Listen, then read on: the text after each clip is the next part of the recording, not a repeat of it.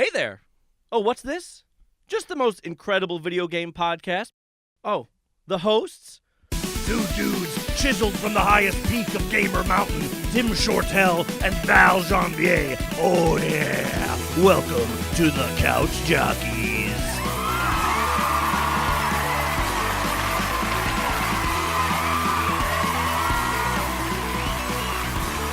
Hello, ladies and gentlemen. Welcome to another rousing rendition of Couch Jockeys. Couch Jockeys. We are your hosts. I am Tim Shortell. And I am Valerie Janvier. And we talk games. That's what we do. We talk all sorts of stuff about Yeah. Up and down, around the aisle, we like to talk about games. Boing. All right. We have another wonderful episode for you tonight. Yep. We are discussing Project Scorpio and the PlayStation 4 Pro. The future 4K consoles. The future of 4K. And if it's even really worth your dollar, that'll be our discussion today in Player Select. Yep. Nice little debate there.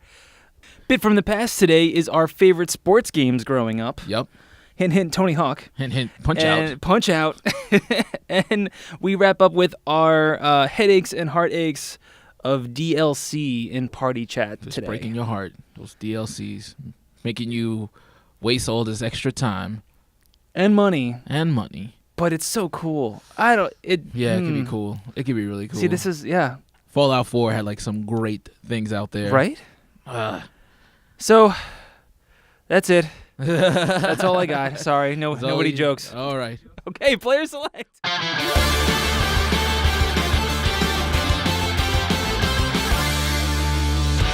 Player Select, our discussion today is the PlayStation 4 Pro and the Project Scorpio. Project Scorpio. I guess also known as the Xbox 1.5. Whatever their thing I think is. it's like Xbox One S. Even though I think that is already a thing. That came out, didn't it? Actually, no, that is already a thing. My friend has the Xbox One S. Never mind.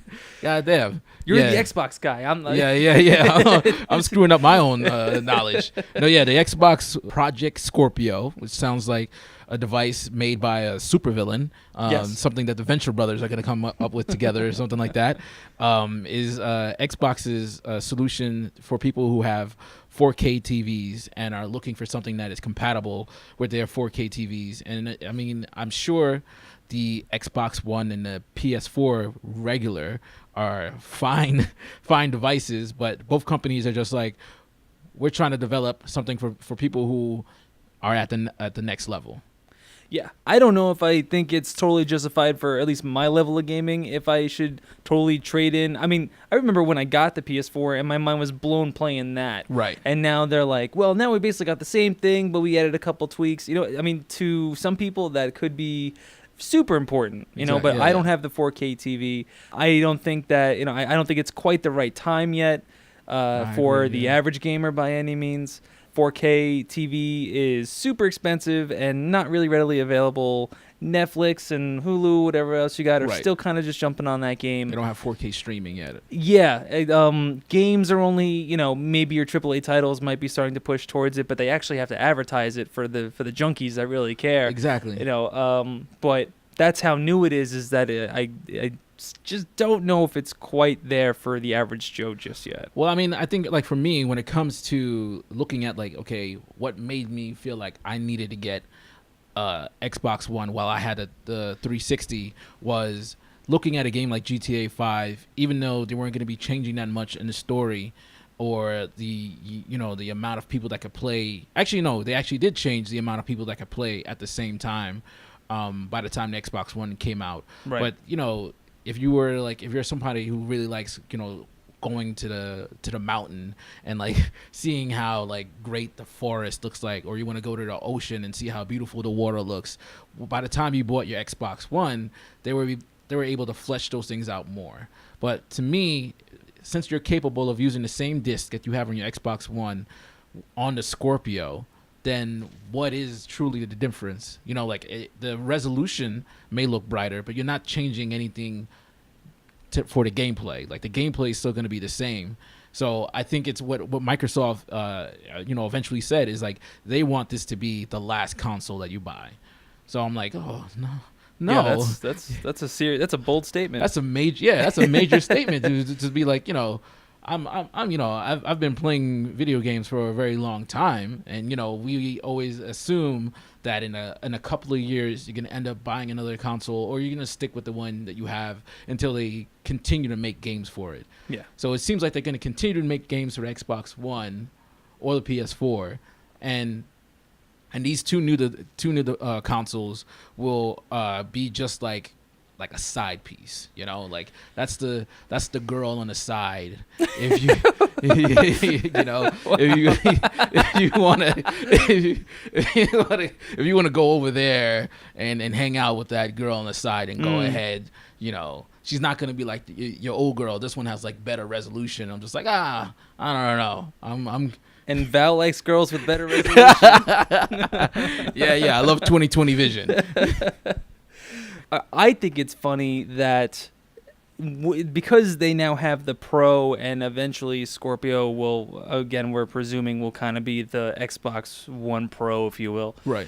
That it's not even like at this point, if you're late in the game and you're just looking to jump on these consoles now, that, because you're willing to wait out, you might still pay the same, but now you get all this extra stuff. Like in that case, I would be like, oh yeah, if you're just getting a PlayStation or an Xbox, like go get the Pro, like, yeah, for sure. Because then it'll last you so much longer, and you'll be on the 4K game way before everyone else does. Eventually, when 4K becomes a regular, thing in television and streaming.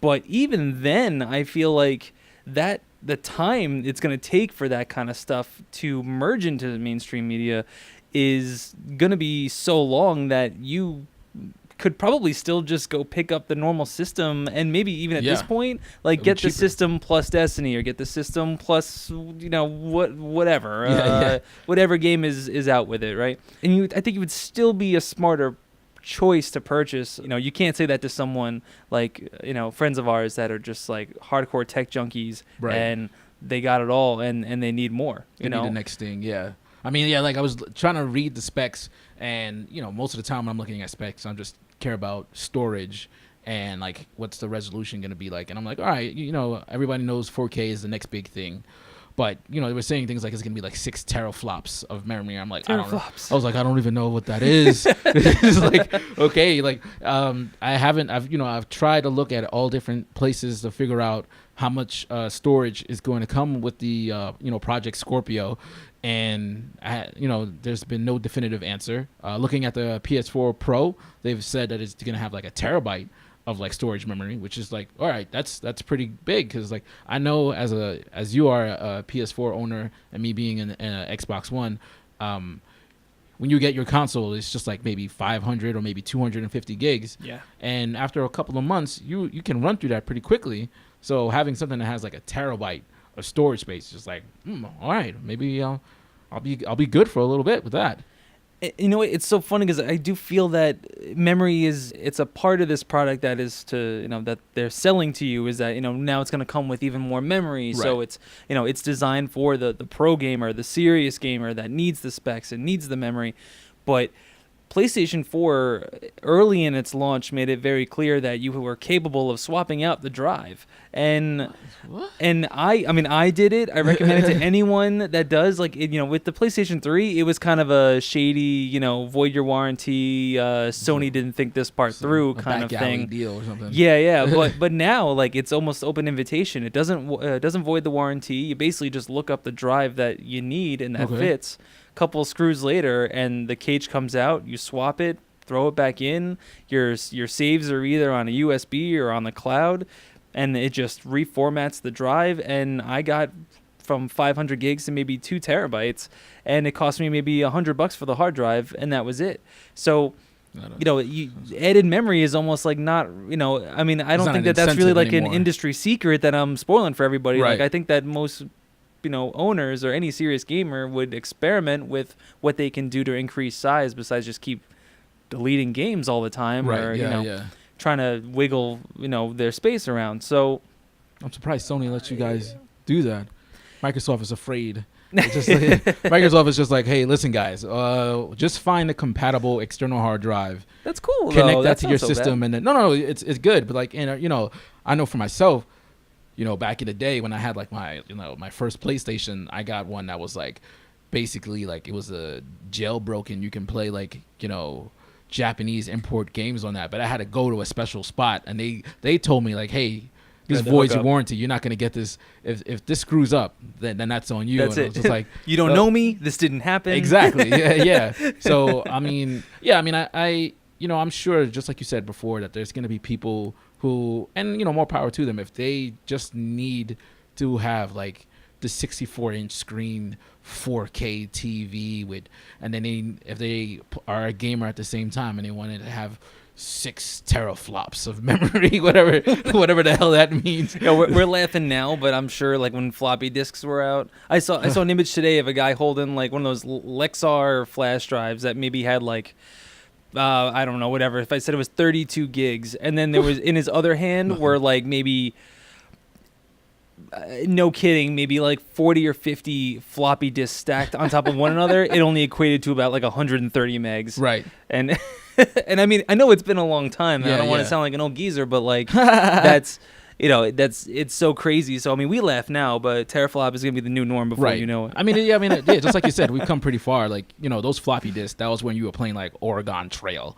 This was prehistoric days practically. Yeah. Like the thing I do like about these consoles is like, okay, now we have like digital download, so you can download whatever game you have, but then that's how you lose space. That's why you find out that the next console is going to have a terabyte of memory. You're like, all right, this is going to make me maybe go towards you, or like expand your own personal drive. I'm hoping at some point in the future they figure out how they're going to make it possible, like if you download a game and then you're capable of reselling it, or but I don't know how that's going to be possible. I remember like around the time when I got Skyrim. Like I had gotten it digitally from my like 360. Sure. And I wasn't the biggest fan of it, but it was on my console. I couldn't get rid of it. Yeah. I couldn't sell it back.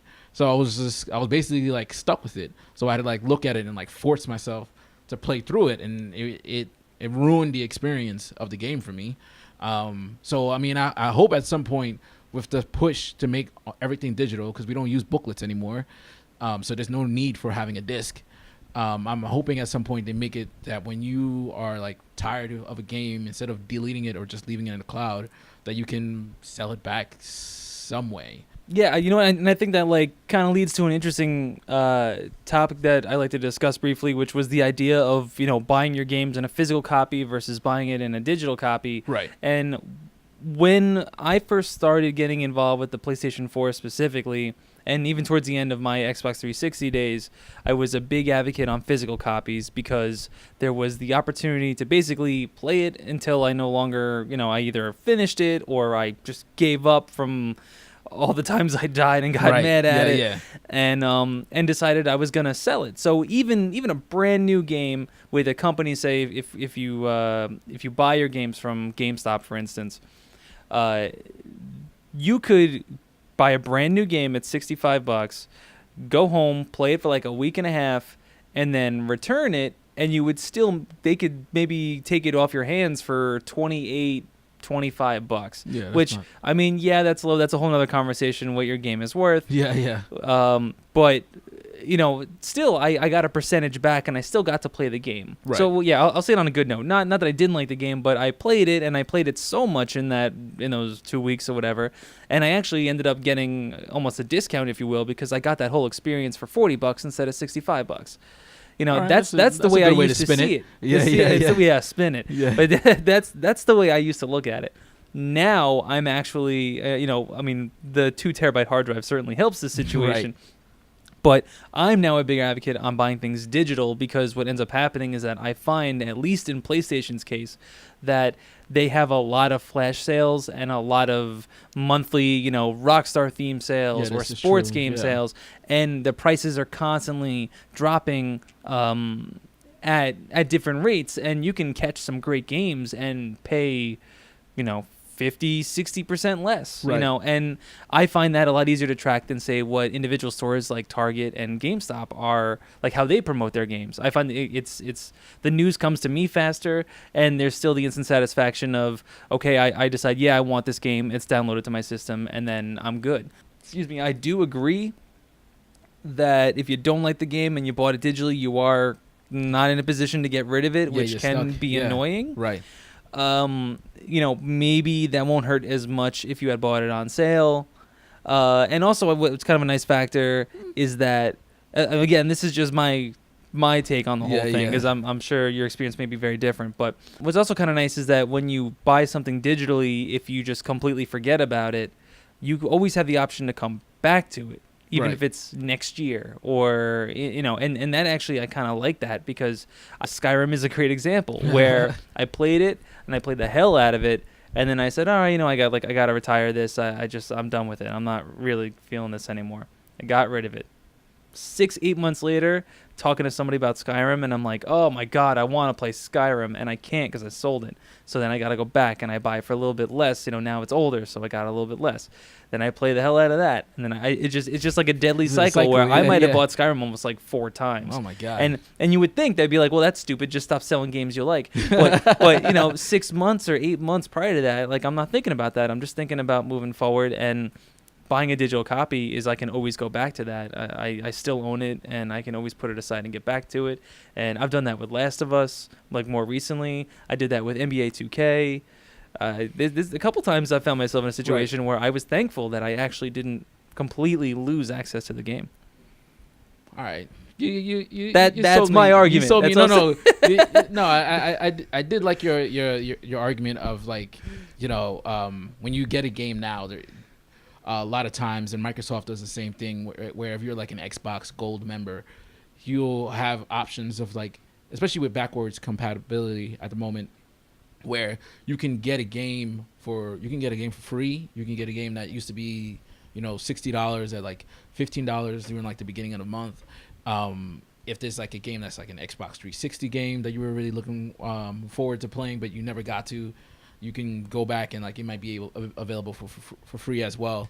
So I definitely do like that, and I agree that whenever I do get those games, that instead of saving them directly to my drive, I'll just like save it, and then like it'll be in a cloud, and then whenever I want to get it later, I'll just be like, okay, and that's one of the great things, is like these games are like always on this like cloud just waiting for you. Like, I had downloaded like a WWE game and realized I don't have any friends that play WWE games besides myself.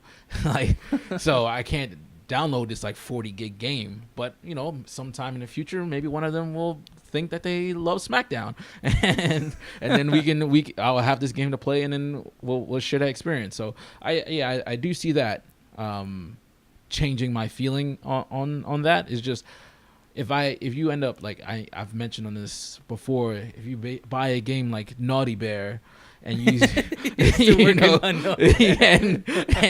and you can't return that game because you got it digitally, like, you don't want to keep it around, and that's like $60 that you lost. And when you go to GameStop to send it back, it's not a AAA title, so you're not going to get like $20 back. You're gonna get $5 back. Yeah. Like, they just look at you like, who told you to buy that? And I'm standing in the store looking for the guy who told me, like, this is gonna be a great game. How many times will I bring up Naughty Bear? Guy doesn't work there anymore. They found him out. Bastard.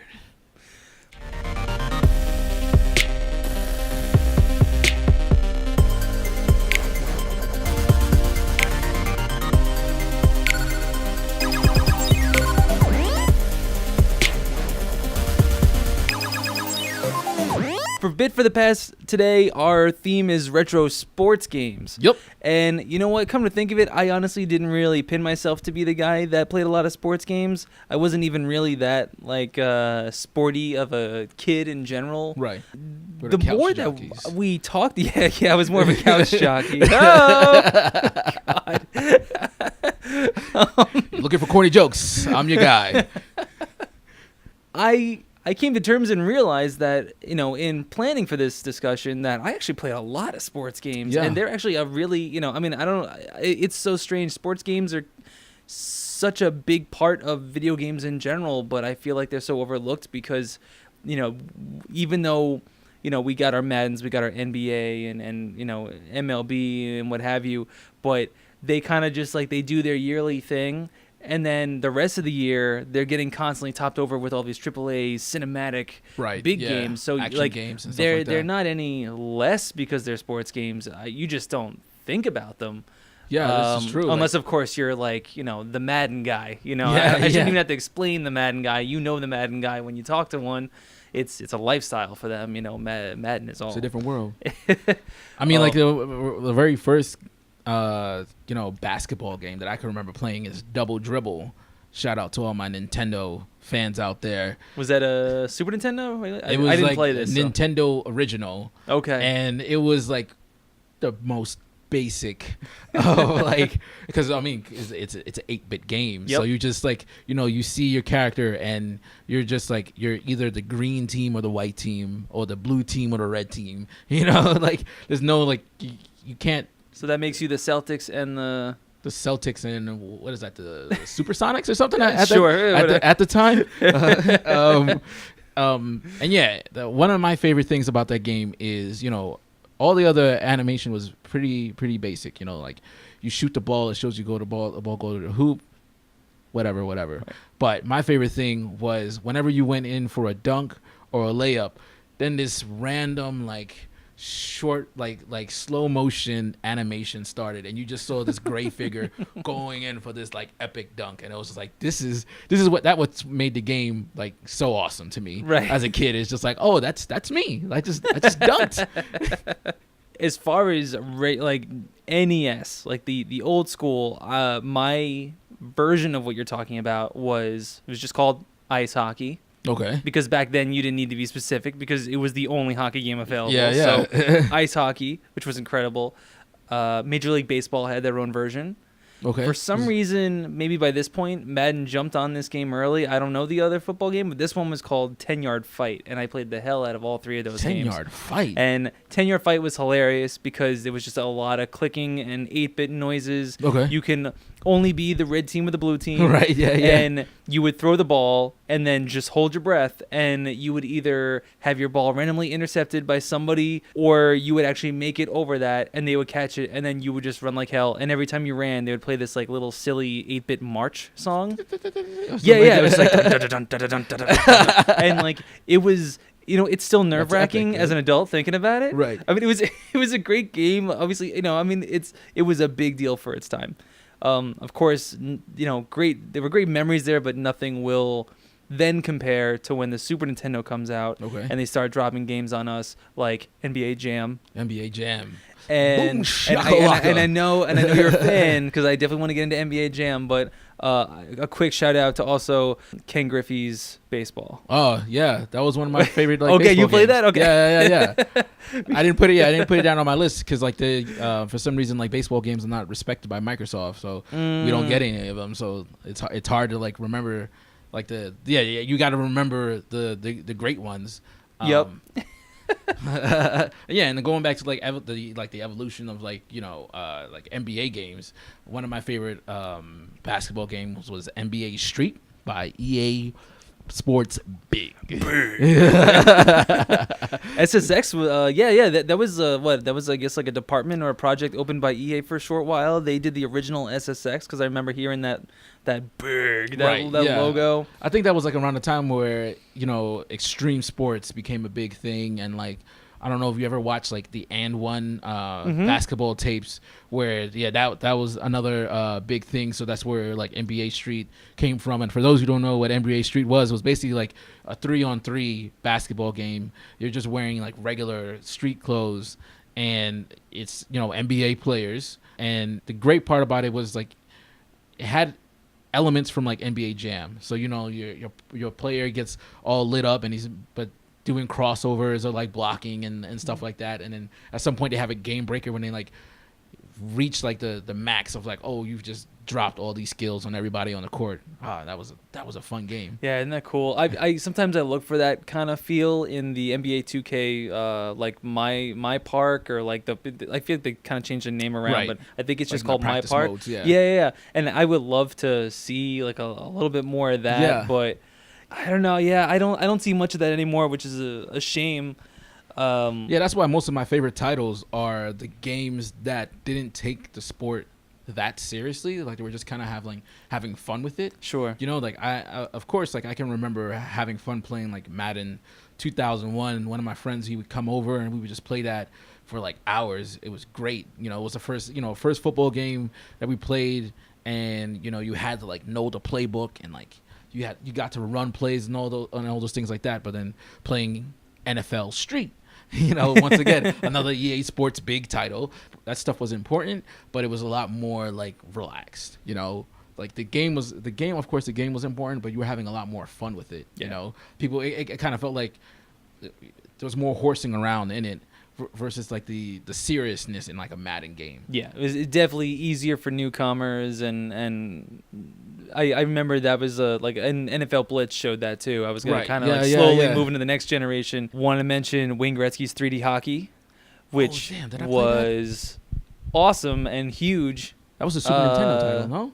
That was an N64 title. Shit, I don't think I played that one. That came around with NFL Blitz, which was also kind of, you know, into that same field. It's like that arcadey, like really, you know, over the top. I feel like most people have at least experienced NFL Blitz in its prime, and it's just ridiculous. Everybody's body slamming everybody. Rules don't matter, you know. Like I think there's a time and place for all that, and definitely a good balance, you know, between that simulation and that arcade style sport game, you know. Well, yeah, I mean, that's the fun thing, is like that's one of the things that I wrote down about loving about NBA Jam, is the fact that, like, you know, it's it's a 2-on-2 game, but you're like running around and you're like pushing your opponent to get the ball. Yeah, exactly. Like you're not allowed to do that, you know. And like I love the sounds of that game. And then at some point, like when you get like a good hot streak, you're capable of, like, you know, cracking the backboard and destroying it. Like, you know, if you like abuse the slam dunks, you eventually break the glass. Yeah, like what game would allow you to do that? And right, if that happened to you in an NBA 2K, like whatever, you would think the game was broken. You know, it's like this can't be right. You know? Yeah, I remember as a kid always wondering that, like, if that happened in professional sports and like what they do, like, is that just a foul? Like, you know, I don't. Granted, I was like 7, so the imagination ran wild. Did you play Destruction Derby by any chance? Destruction. I've played similar games, but I don't think I played that one. Was okay. It was basically like almost an arcadey kind of like NASCAR race thing. Okay. I mean, Demolition Derby essentially is what it was. Yeah. They had 2, maybe 3 for the first PlayStation. It was like a series that came out. That's why I probably remember that. And I don't expect you to have played this at all, but I have a little bit of history with N64 came out with the Nagano Olympics game. Did you actually play that? Yes, I remember the Olympic games. Those were awesome. Okay. Yes. See, I thought that was just me. Like, I played it pretty much because my grandfather wanted to play video games and didn't know anything about it. Right. So trying to, you know, connect with me as a child, he would try to play this game because it basically would explain the rules. It was kind of almost like Mario Party, but on a less intense level. Right. You know? Yeah. So, but I thought that was like such a random game that probably came and went. Most people didn't play, but I'm shocked and also kind of thrilled that you are so familiar with those this games. game. You know, those games were awesome because it was like, there was like a skiing part. Like it allowed you to play more than one type of sport. Yeah. You know, like it was just like, you're not just playing, like, you know, it's not just a hockey game or it's not just a basketball game. Like, there's figure skating in it, and it's like, which was more fun than it sounds. Yeah, right? yeah. Like, the figure skating was me. actually like one of my favorite parts because it was pretty dope because your timing had to be right for all of it. And I think one of my favorite the aerial sports ski in that jumps? one was like the speed skating. That got me. Okay, really, yeah. That's why I'm like one of the biggest fans of like Apollo Anton Ono because I love his name. And he was like they just. And I think I got that game around like the time of like the Winter Olympics. Yeah, that was a dope game. Something that I wrote down, something that goes far back as well is Mike Tyson's Punch Out. Oh yeah. No, that was the back of my list too. I couldn't wait to talk about freaking Punch Out. Like Punch Out, like it's funny to say this about actually no, it's a boxing game. It's about timing and like knowing patterns. But this is one of the first games like before that, it was just like I was playing like Mario or Zelda. So those things weren't important. It was just like jump here or like remember where this dungeon was type of thing. But this game is just like you're trying to make sure you're not getting punched in the face, and you get a time where you gotta punch this guy in the belly, and things like that. So that was a fun game. I absolutely loved Punch-Out. I didn't beat it, or I didn't play it really well. I didn't beat it either. But yeah. there was something really I'm not gonna get too deep into this, but there was something about playing a game like that as opposed to your Mario and your Mario Kart and whatever else you played, right? This was a boxing game, but as a kid, it's it's some weird thing about confronting and fighting someone, exactly. And you're just this little miserable no-name kid, which they eventually called Mac, right? And rest in peace, Glass Joe, by the way, because that guy did not belong in the ring. He was the first guy you fought. Oh my god, he was absolutely terrible, super fragile. Glass Joe. I do not. Listen to his name. To steer back into my conversation, there was something about that confrontation and trying to figure it out. I was so into it, and the second you knock that guy down, you hear the do-do-do-do-do, and he hits the ground. The freaking music starts playing, and the crowd is cheering, and you're just like, "Holy shit! I did it! Holy he's down! He's down!" And the people start and this was a Nintendo game, right? You know what I mean? Yeah. This was 8-bit, and it was something about the soundtrack and the way it was designed, and the fact that you were just this little no-name kid, and your enemies got bigger and bigger.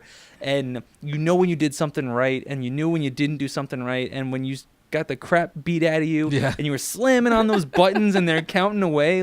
Maybe it's just maybe I've just discovered my love for boxing games and didn't know it. Maybe I should go pick up a Fight Night or something. I did play other boxing games besides that one eventually, but did it have that same feel?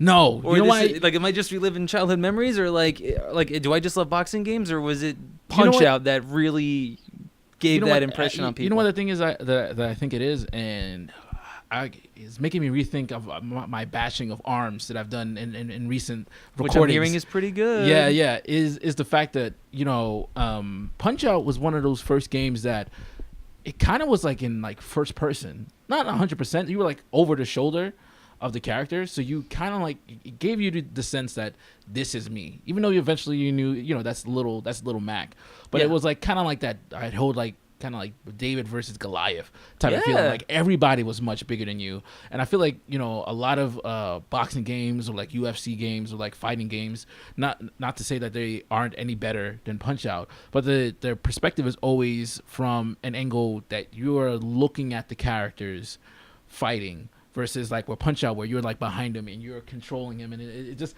felt a lot more powerful. And once again, it was one of the first games as a kid where your parents allowed you to play it was a pretty violent game. You're boxing, no blood, no nothing. You see little stars pop up above their head. But it was so... you got little Mario counting stuff down. It was that was a very incredible game. And before we end this segment, I wanted to throw out a couple of honorable mentions. Of course. Excite Bike. Yes. I love the Excite Bike, even though I never got the controls down perfectly. I don't think anybody did. To today, I still don't know the controls. Need for Speed, because I think that I guess that counts. Yeah, it's a racing game. That has to be tossed in there. Yeah, we could go all day about the Underground series, Hot Pursuit. Yeah, Midnight Club. Yeah. Midnight Club was great. I actually played and beat not that long ago in the past couple of years, but yeah, definitely an honorable mention. I'm good. I'm gonna throw Skate out there just because. Oh. So now again, underhanded. I don't want to bring up something that could be a whole conversation in its own. I am a religious Skate fan. I think that game was against the Tony Hawk series, and it's probably surprising the most that I would say Skate over Tony Hawk. Absolutely nothing against Tony Hawk. I also played the hell out of those too. Yeah. I just loved the difference, the way Skate handled the game. There are rumors, which there's always been rumors flying, but possibly in development a Skate 4 for the PlayStation 4 and Twitter Xbox image? One, just based on some tweets. But I'm really excited for it. A most honorable of mentions to the Skate series. I'm gonna jump on that as well, because I loved Tony Hawk. That was great. I feel if you were a kid and you started watching the X Games and you heard about Tony Hawk, and even if you weren't a skater, it was a fun game because you could just grind the rail for like half an hour and collect millions and millions of points and do all this stuff. But I feel like I don't want to exclude people who weren't skaters, but like once I seriously started getting into skating, Skate was that type of game that made you feel like, yes, you guys get it. Like you guys are, every other sport has a game that is like an arcade feeling and one that's like a true simulation. Yep. Like NBA Jam, that's arcade basketball. But NBA 2K16 or 17 or whatever, that's the real deal. This is how we play the game. Tony Hawk, that's like arcade skating. Right. And like Skate is just like we're living this out. You're gonna you have like a career mode and you get sponsors and all this stuff. Skate is. I'm really hoping seeing that Skate 4 like Twitter thing. I was just like, don't do that to me. Really, don't do that. It's like a completely different type of game. But this is like when everybody's waiting for like the next Half-Life game to come out. Like we know it's not really gonna come out. We pray for it. So the Skate 4 to tease me with that is just like, Skate 3 came out like 7 years ago. Yeah. And people are still playing it and still buying it. Yes. Like it's an active game. Oof. I know. It's backwards compatible now on Xbox One. I gotta get that. Ooh. Oh, man.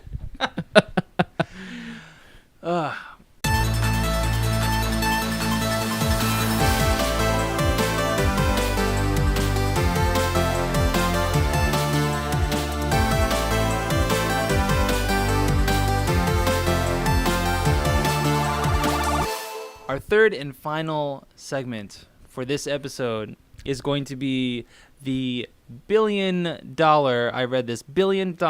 industry favorite that is DLCs. They make $1 billion. $1 billion industry for DLCs. I hate I got a hate love relationship with DLCs. Yeah. It's so annoying. You want to start this one? Well, I won't start off with any hate because we gotta start things with love now, guys. That's right. Spread love. That's right. So my GTA 5 is at the top of my list of love for DLC because even today, I can say next week for the next few months, they just continue to release new things or slash prices. They're all, like Rockstar just loves the online community around GTA 5, and they're making sure that you are continually getting new things, even if it's not like, I know the last big thing is like when they introduced the heist, but now they're just making like more, not more levels, but like they're giving you more things to play around with, new cars, new boats, new planes, new buildings you can live in, new things that you can do with your crew, new tasks. Like there's just like new. Like I don't know how many things they have hidden that they haven't released yet, but it just seems like every week or every other week they just have a bunch of material for people to use. And I love Rockstar for do that. They they're very loyal to their fans. Yeah, and what's funny is that I think their tactic is much better than most. I think that DLC in the beginning of its idea was very much about adding small incentives to the game, right. And it was proven to be a tactic to keep people to keep their attention, and it was to keep the community invested in a game even as it aged, which made perfect sense. Now there's an argument that that's kind of being abused, and companies are now actually intentionally holding back certain elements so that they can sell to you after the fact, right, when it really feels like it should have been in the game to begin with. In the case with Rockstar, it's funny because when most people bring up DLCs, everyone goes like, "Oh, freaking DLCs," and like, because that's what they think is that mentality of like it should have been in the game to begin with. Like, why do they want $20? The spectrum is basically it should have been in the game before would be like Destiny. Ugh. What you're saying is the opposite, which is actually, I think, awesome, because what Rockstar has done is given you a bunch of stuff so that when they do come out with something that requires you to lay down $20, you are more than happy to spend 100%. It on them because you know it's going to be legit. That's what I'm all about. Isn't that weird? That works. Yeah. Because I know PC games, like PC gamers have been dealing with this for years. They get expansions to whatever titles they have. You know, I think with consoles, their version of an expansion is either DLC or they'll call it like season passes. And season passes are okay, but you know, do I want to, like, the game already cost $60, right? It's a AAA title, it costs $60. Now you're telling me it's going to be an additional $30 and I can get a season pass for every other DLC that's going to come out, or it might cover just only one DLC. So you're making me, I think console gamers are not used to that.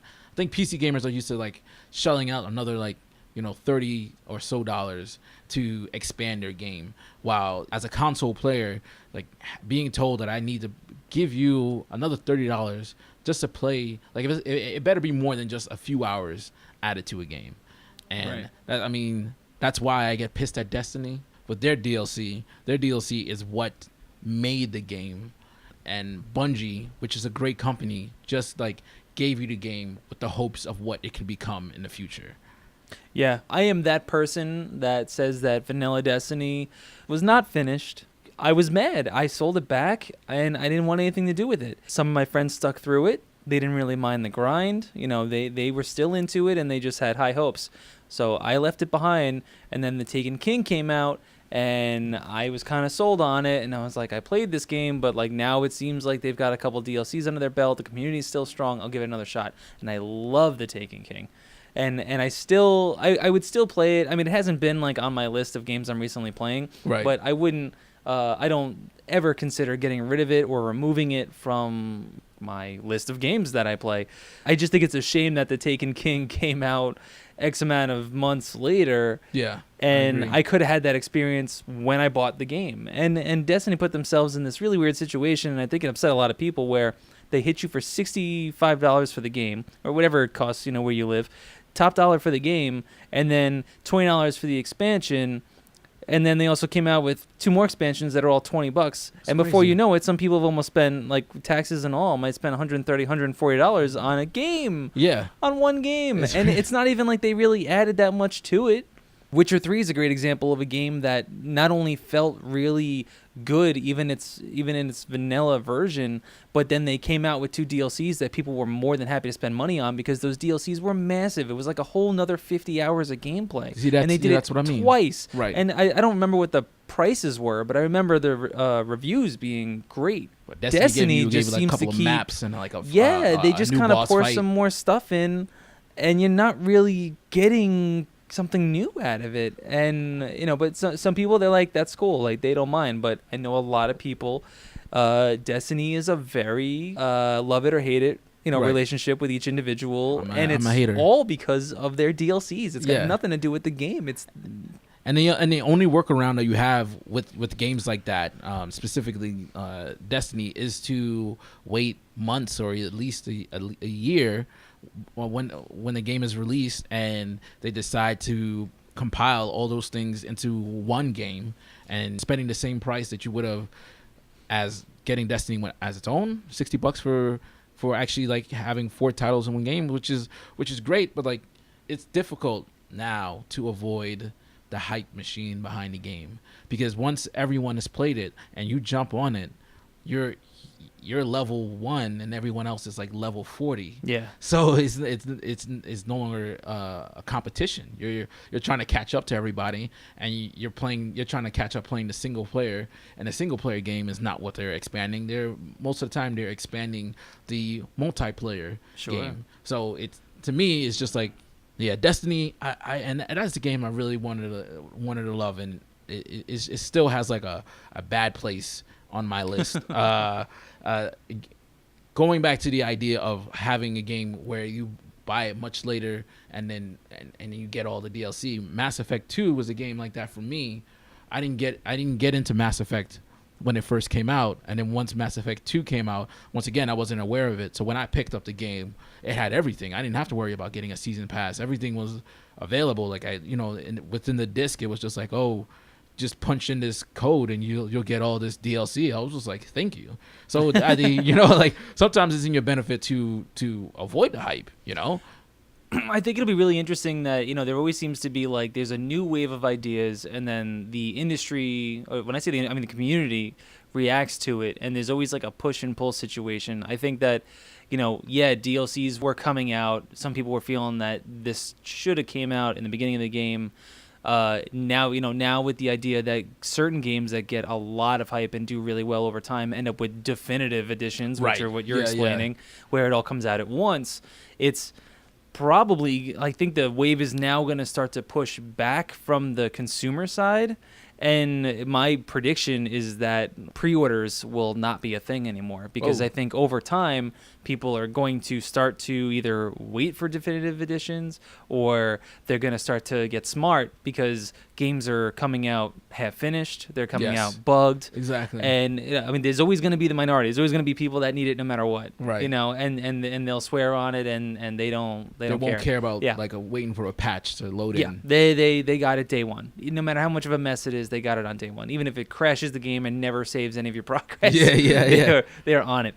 But I think it won't be as harsh as people just saying, no, we're not doing pre-orders ever, that's it. People will still do it, but I think that the numbers that used to do it in anticipation for big games are going to start to drop because they're coming out bugged, or even after they're bugged, the DLCs are going to start rolling out, and then maybe there's slightly more incentive to just hang out, wait, let it collect, and then get them all. But the only thing that holds that thought is going to be what you said, which is jumping late on board, where maybe the community is not as the games community is not as strong, or you're going to be level 1 while everyone is at level 100, and it's going to be a struggle. But if I bought a brand new game the week it came out, someone is already maxed out. Yeah, there's somebody who took like the week off, and it's like, you wonder if that person even saw sunlight. Exactly. Like they want to be the first one. They're going to be written about for like a day and a half, and then like taking that joy.